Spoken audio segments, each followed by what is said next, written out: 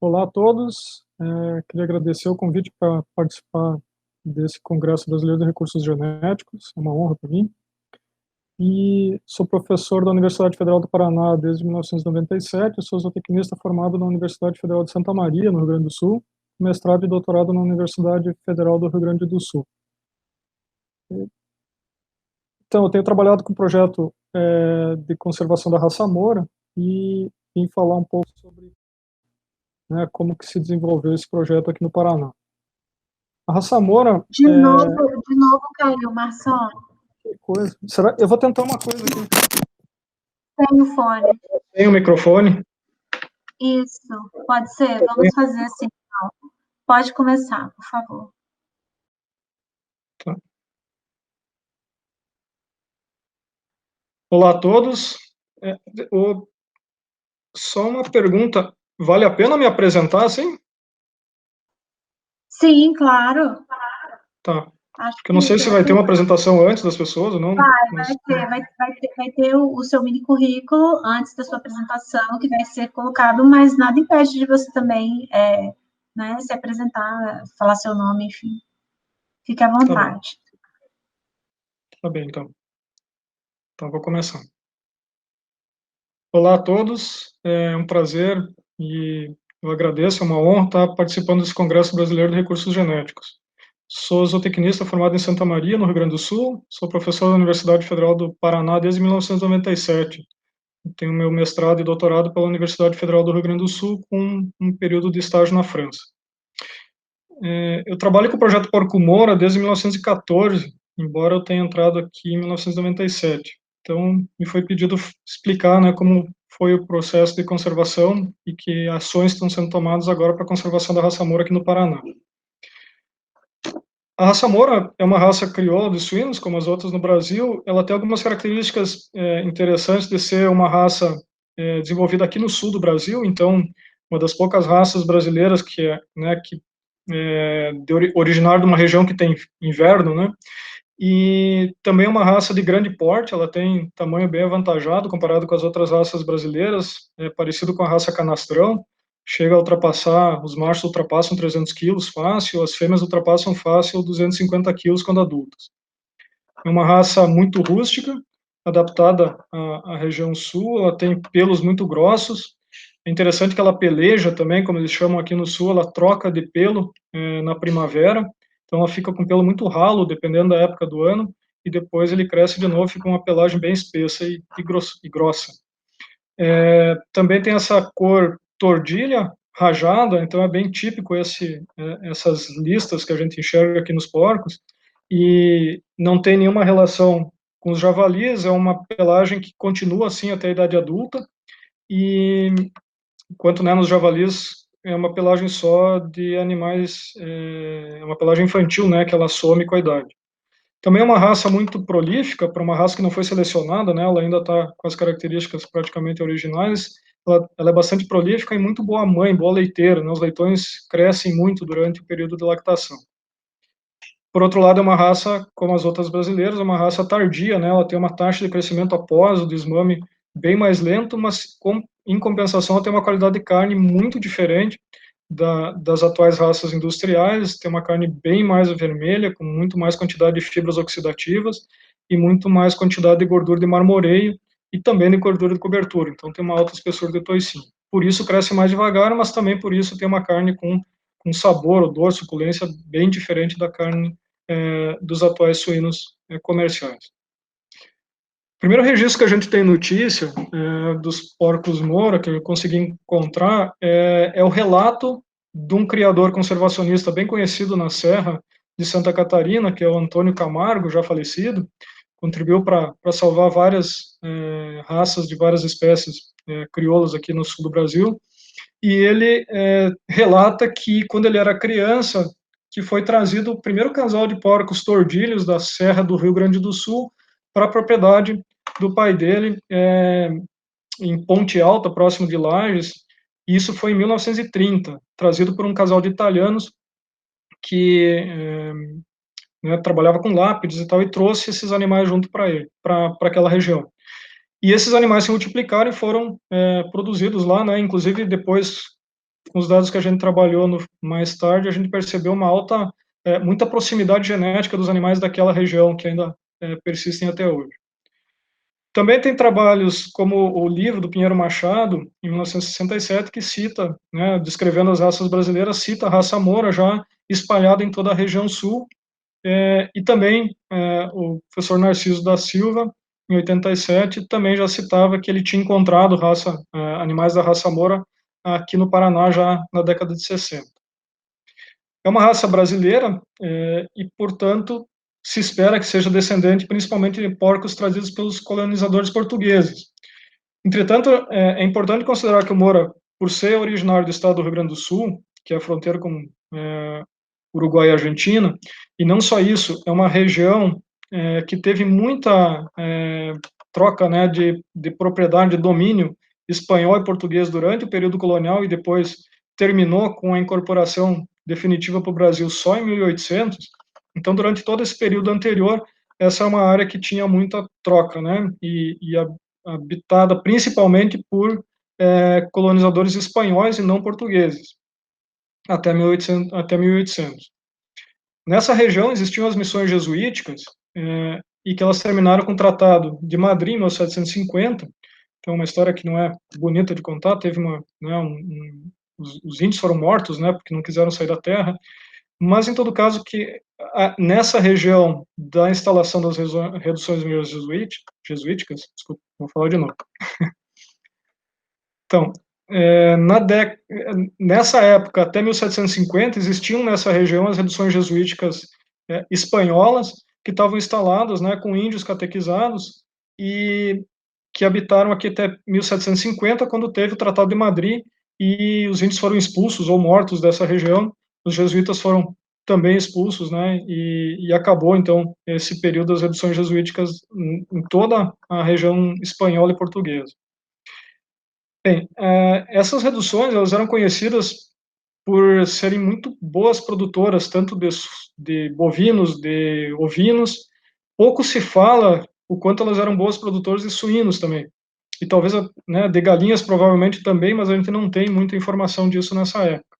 Sobre suínos, tem um trabalho interessante, um trabalho histórico sobre as reduções jesuíticas do historiador Barbosa Lessa, que ele conta a partir de relatórios dos jesuítas que visitavam essas regiões, né, para fazer levantamento de informações para a ordem dos jesuítas, entre 1600 e 1700, que existiam, por exemplo, especialidades. A redução de São Miguel das Missões era especialista em seleção de matrizes de bovinos de corte.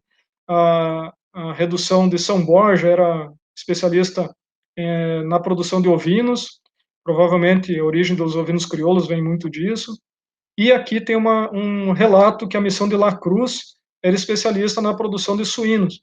E todas as famílias indígenas que eram reduzidas, né, que eram catequizadas e moravam nessas reduções, elas também trabalhavam em quintais, então em sítios, e nesses sítios eles aprendiam a cultivar hortaliças, misturavam, né, cultura hispânica e cultura indígena, cultivando hortaliças tanto de origem europeia quanto nativas das Américas, mas também aprendendo a cultivar suínos e aves domésticos trazidos pelos espanhóis. Essas reduções elas eram muito importantes, né, produtoras de carne, couro, erva mate, madeira, esculturas, ferro também. Eles foram os primeiros a produzir ferro, né, a extrair ferro aqui nas Américas, e eles cultivavam também, então, várias coisas para subsistência e também para venda, a partir do momento que a Espanha começou a cobrar impostos deles aqui na América. Isso, junto com outras informações mais recentes, por exemplo, esse trabalho bem conhecido, feito pelo Senargem, ele fez análise do genoma da mitocôndria de várias raças brasileiras de suínos, e nessa análise se percebeu, por exemplo, uma diferença muito grande do genoma da mitocôndria dos Moura e da mitocôndria das outras raças brasileiras. Então, por exemplo, aqui embaixo está o Moura com dois componentes, né, esse amarelo, o H3, e o cinza, H12, que não estão presentes né, em grande quantidade nas outras raças brasileiras. A não ser o canastrão, que também tinha uma grande quantidade desse marcador H12. mas a gente percebe que o Moura é bem diferente das outras raças brasileiras, na questão materna. Porque materna, as mitocôndrias, elas são passadas só pelo óvulo, né? O espermatozoide não tem mitocôndria. Então, quando a gente analisa a mitocôndria, a gente está analisando a linhagem materna dos animais. Esse outro trabalho também, que é muito conhecido, ele mostra também diferença da Moura em relação às outras raças brasileiras. Nessa parte aqui, tem uma análise de componentes principais, e a gente tem a raça Moura aparece agrupada aqui embaixo, com essas bolinhas verdes, e o resto das raças brasileiras, elas aparecem aqui em cima. A gente vê que a Moura está mais próxima de outras raças de crioulas de origem espanhola, que nem a raça cubana, raças do México, estão mais próximas do Moura do que as próprias raças brasileiras.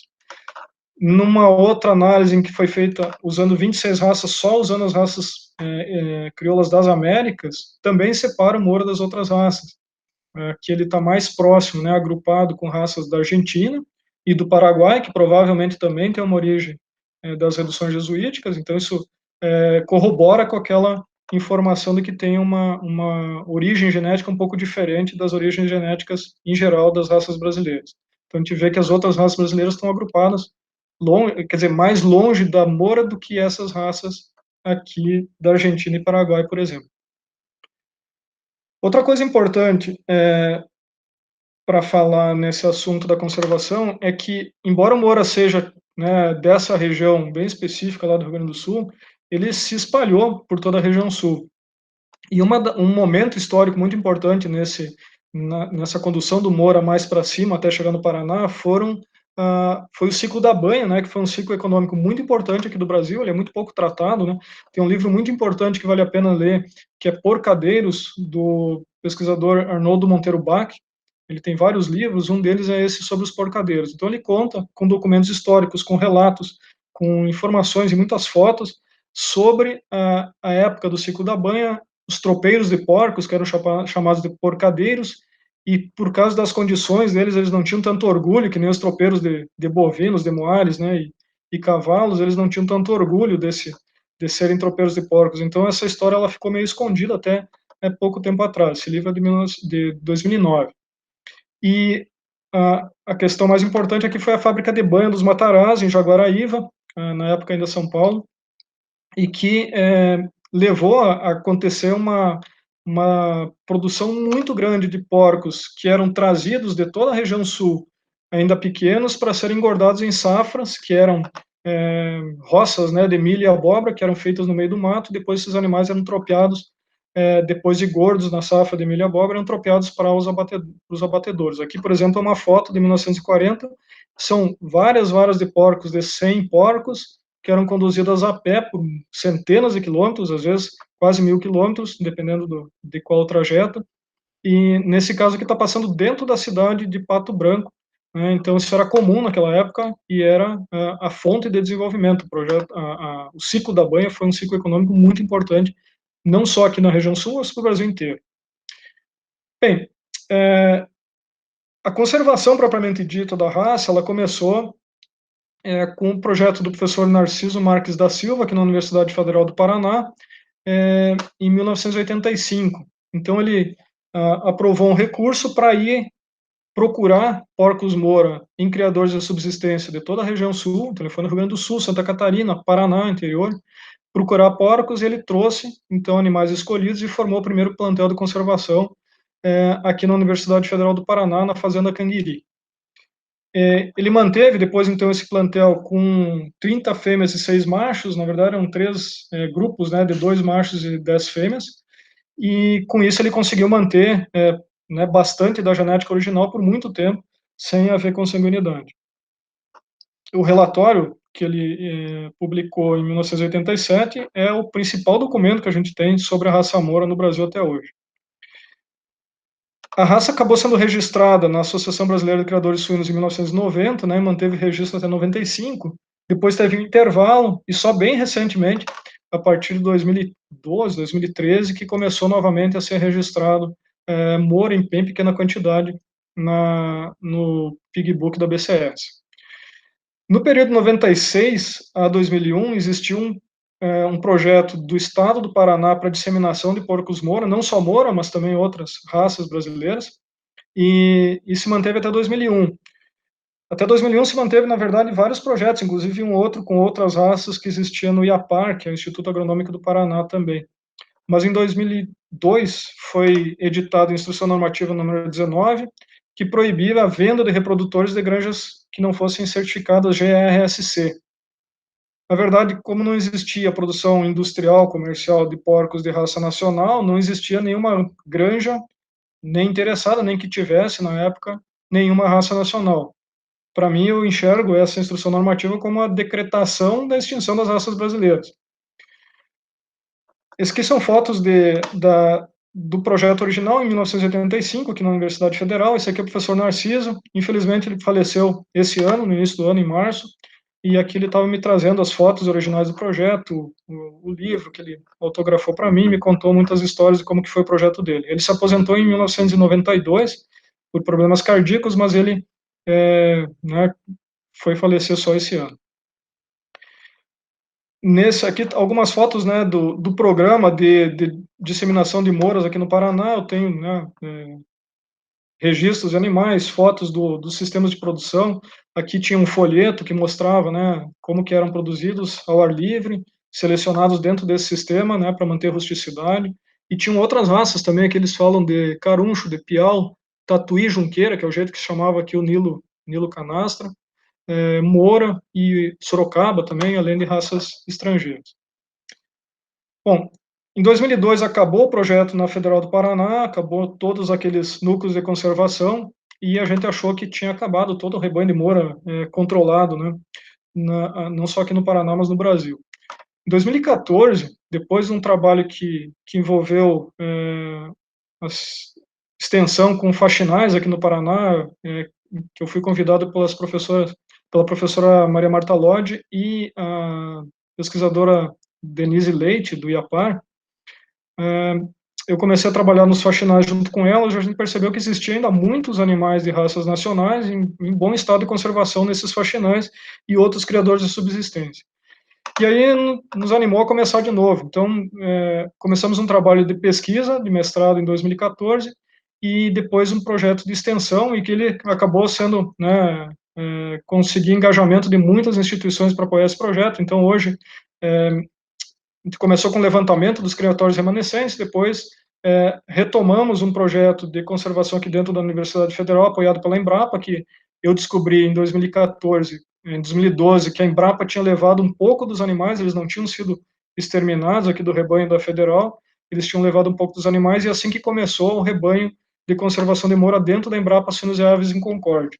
Então, eles devolveram um número de animais para nós em 2014, e a gente teve apoio de diversas instituições, Ministério da Agricultura, a Universidade de Ponta Grossa, o IAPAR, a ADAPAR aqui, a Agência Sanitária do Paraná, a UDESC de Lages, a Unesp de Ilha Solteira, que também mantinha o rebanho de Moura desde a década de 90, a Universidade Federal do Rio Grande do Sul, a Universidade de Maringá, Passo Fundo, Federal de Santa Catarina, depois o SEBRAE do Paraná, com a criação do Fórum Origens, que a gente participa desde o início do fórum com o projeto Porco Moura, além de vários institutos federais e escolas técnicas nos 3 estados do Sul. Então, é uma grande rede de trabalho que está acontecendo agora.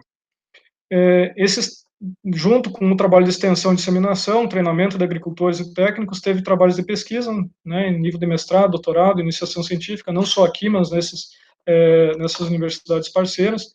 E, além disso, teve a participação e apoio de muitos outros projetos, né, de extensão, ou projetos que já existiam, como o Projeto Terra Faxinalense, Projeto Entre Rios, iniciativas individuais, que nem a Casa da Videira, o movimento Slow Food internacional e nacional apoia esse projeto, desenvolvimento de projetos locais, que nem na cidade de Mato Rico, que hoje não vai aparecer nos dados aqui, mas ela no Paraná e provavelmente no Brasil inteiro, o maior centro de produção de Moura no Brasil hoje está concentrado nessa cidade. E daí a gente começou, junto com com esse trabalho, fazer a divulgação da qualidade da carne. Teve interesse, né, de chefes de cozinha, salumeiros e charcuteiros artesanais, grupos, né, de charcuteiros que tem, assim como começou o movimento da cerveja artesanal do Brasil, está acontecendo agora com a salumeria, mas também casas de carne, charcutarias comerciais, começaram a se empolgar, né, com esse projeto por causa da qualidade da carne, especialmente por causa da história rica que ele tem, e começaram a apoiar o projeto. Hoje a gente tem, além de várias charcutarias, a gente tem diversos restaurantes que no cardápio tem porco moura escrito lá, não é carne de suíno mais, como era antes, mas eles têm lá pratos com porco moura. E isso é uma diferença que eu não conhecia no Brasil ainda, eu só tinha visto isso no período que eu estudei na Europa.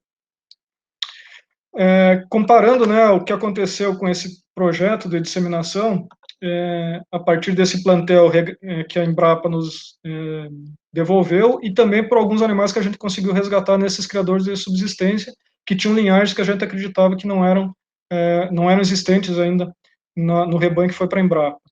Então, a gente começou em 2014, um trabalho de mestrado, a gente achou 13 criadores, desses 13 inclui 3 instituições, incluindo a nossa, e somavam 118 reprodutores machos e fêmeas. Já em dezembro de 2018, um levantamento que foi feito, um trabalho de iniciação científica, a gente chegou a 77 criadores, e eu só estou falando dos criadores que têm controle de genealogia, que a gente sabia a origem dos animais que eles tinham. Então, isso incluía 11 instituições já e passava de 400 reprodutores já naquela época com algum controle genealógico. No final de 2019, se estima que tenha dobrado o número de criadores e o número de animais com controle genealógico conhecido. A concentração maior estava próximo da região metropolitana de Curitiba e a região central do estado do Paraná, por causa da disseminação que a gente estava fazendo no Projeto Moura, mas hoje já está bem mais espalhado e, graças a Deus, está aumentando a quantidade de criadores e de rebanho de Moura, tanto em Santa Catarina como no Rio Grande do Sul também, que era a origem da raça.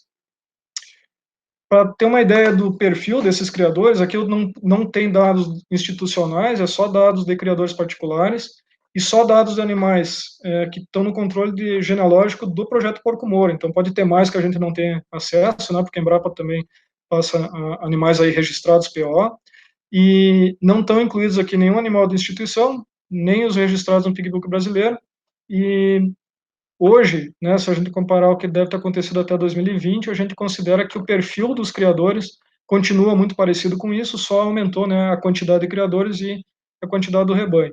Mas, olha só, no Paraná, em 2018, 75%, 3/4 dos criadores tinham só até 3 porcas, né, e isso está dentro do que é considerado como agricultura criatório familiar aqui no Instituto Ambiental do Paraná, e tem uma facilidade de registro, de legalização desse tipo de criação até esse tamanho. E depois, se a gente olhar até 10 porcas, é quase a totalidade dos criadores do Paraná até 2018.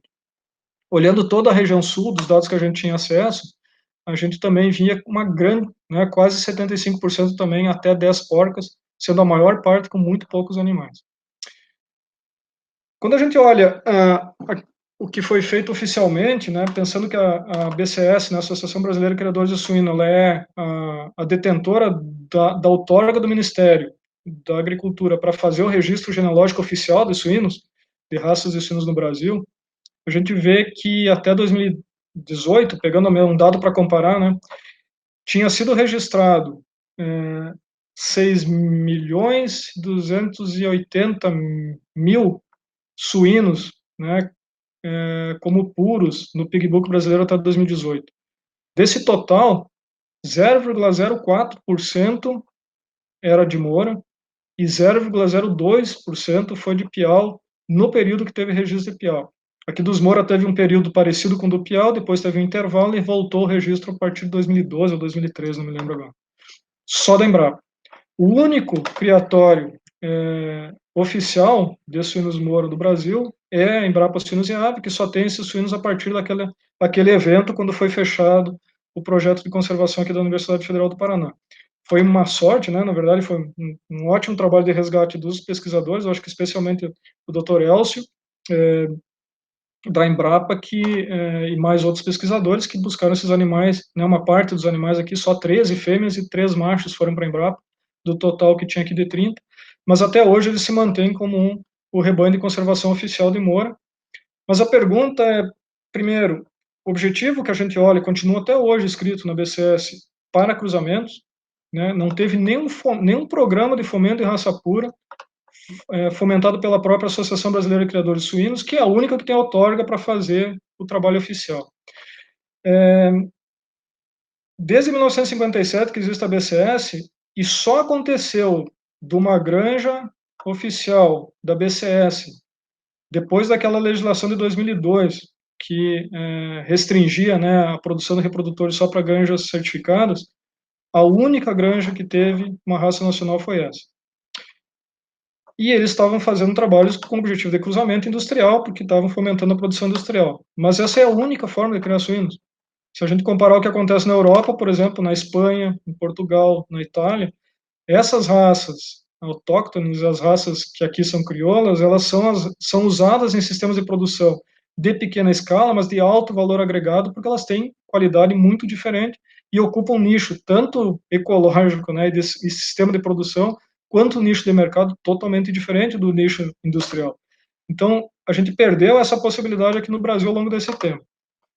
Bem, até agora, a gente conseguiu fazer alguns trabalhos de caracterização genoma, a gente está trabalhando nisso ainda com uma rede bem grande, agora a gente está numa situação bem interessante, espero que a gente consiga fazer as publicações logo, a gente conseguiu algumas informações bem interessantes com um banco de dados combinado de várias instituições, né, e está sendo feita, a análise foi feita lá no Senargem. A gente também tem vários trabalhos de caracterização fenotípica, né, isso inclui morfologia e produção, caracterização do sistema de produção, que ainda é vigente aqui no sul do Brasil, e o efeito desse sistema de produção, de características desse sistema de produção, especialmente alimentação e se o ar livre ou não, sobre o desempenho produtivo e reprodutivo dos animais, sobre a qualidade da carcaça, da carne, dos produtos, então, curados, embutidos, etc., e também sobre comportamento e bem-estar animal, já que esse sistema é totalmente diferente do sistema industrial. Também tem alguns trabalhos começando sobre custos de mercado, adequação de produtos, né, tentando pensar em apoio comercial para os criadores. O sistema que foi proposto desde o início, desse projeto Moura, a partir de 2014, foi obter selos de qualidade e conseguir chegar a indicações geográficas regionais, mantendo pureza racial, e para isso precisava uma associação que fomentasse a criação de raça pura, com outro objetivo diferente do que a BCS tinha sido fazendo até agora, e que aceitasse criadores em micro escala, né, muito pequenos.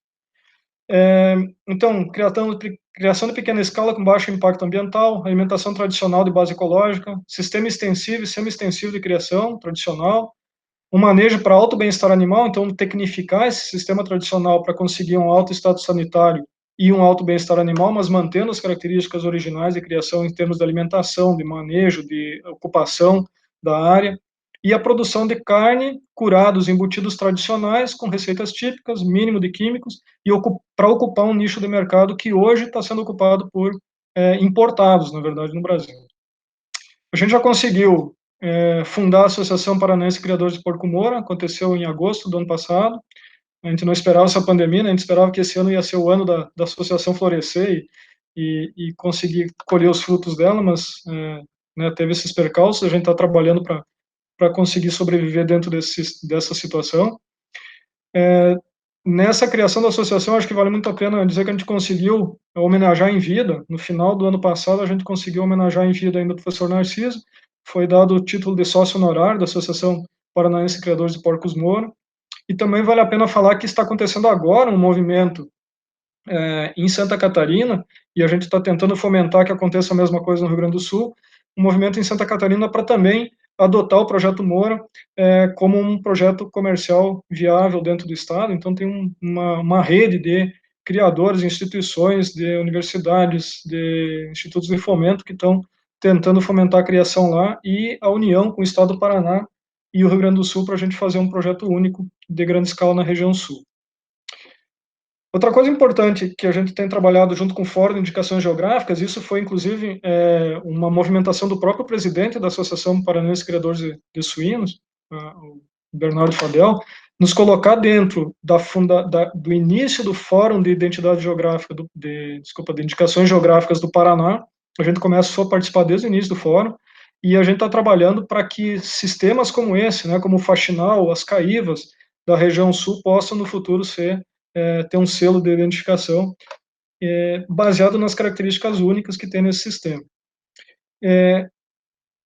Frutas nativas, pinhão, produção de tubérculos e né, e hortaliças nativas e assim por diante, junto com o consórcio de produção de erva mate, de milho, de outros produtos até medicinais, etc., que existem nessas florestas de araucária que ainda são remanescentes.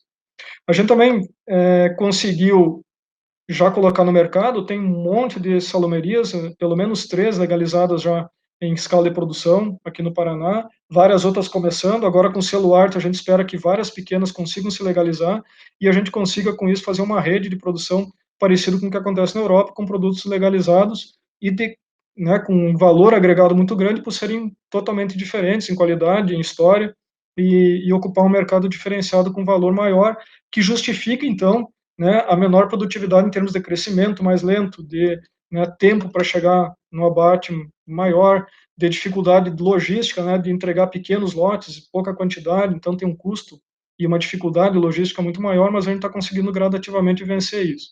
Então, existem vários exemplos de trabalhos feitos assim, que estão funcionando aqui no Paraná e Santa Catarina e Rio Grande do Sul também. Então, a gente tem trabalhado para conseguir normas comuns, marcas coletivas e certificação de criadores de produtos, formalizar e articular os criadores, os processadores, casas de carnes e restaurantes para otimizar a logística de comercialização. Esse é um desafio muito grande, valorizar as raças nacionais puras nas suas regiões de origem, porque assim que a gente começou a fazer a divulgação do projeto Porco Moura, começou a haver procura dos outros lugares do Brasil para produzir Porco Moura também. E a ideia do projeto é que a gente seja um estímulo para que se faça a mesma coisa com as outras raças nacionais em cada região do Brasil, e não que todo o Brasil crie Moura. A gente vai cair na mesmice do sistema industrial que fazem competição por mínimo custo. E aí a gente perde, na verdade a gente vai ter algumas raças e a gente podia conservar todas, cada uma no seu sistema, com características de produção únicas, que dariam, né, uma diferença nos produtos. E daí eu teria preferência por produtos, não por preço, mas porque eu gosto mais da história dele, do gosto dele, porque me identifico com aquela região, com aquela cultura. E isso que a gente espera que aconteça aqui no Brasil com esse projeto, que ele estimule, né, que ele seja um incentivo para outros projetos semelhantes com outras raças no resto do Brasil. Inclusive, a gente tem, né, faz parte de uma rede e conhece vários outros projetos semelhantes e a gente tenta dar o apoio que a gente puder para eles funcionarem da mesma forma. A gente está tentando construir normas adaptadas para controle genealógico, para venda de reprodutores e inclusive para venda comercial de pequena escala aqui no Paraná, dos criadores de porcos Moura. Então, está sendo negociado com o sistema sanitário do ADAPAR um formato específico para poder ser feito isso de um jeito diferente do que se faz para o sistema industrial de grande escala. E depois a caracterização, registro e valorização de cada sistema regional, tradicional e, de preferência, conseguindo chegar na certificação de origem geográfica. Aqui, cada um pode fazer uma foto parecida com a raça do seu agrado na sua região e colocar que é a sua raça, no seu bioma, no seu sistema tradicional e que ele é criado com alto bem-estar, que produz uma carne de alta qualidade e que é orgulho do seu lugar, da sua região e do Brasil inteiro. Eu queria agradecer, então, fico à disposição nos contatos, esse é o contato no Facebook do Projeto Porco Moura, Projeto Porco Moura, o e-mail do projeto também aqui no Gmail, e eu tenho mantido pelo presidente da Associação de Criadores de Porco Moura uma página no Instagram também, que é o Porco Moura Oficial. Não tem o oficial, está escrito oficial depois, desculpa, é só Porco Moura. Esse é o símbolo da associação e ele não é por nada que ele existe, né? Está aqui fácil de identificar. Eu queria agradecer todos os técnicos, especialmente os alunos, que nos ajudam muito nesse projeto, não só aqui no UFPR, mas em todas as instituições em que a gente faz esse processo de conservação. E agradecer novamente a oportunidade de falar desse projeto. Espero que eu consiga inspirar ideias semelhantes no resto do Brasil. Obrigado.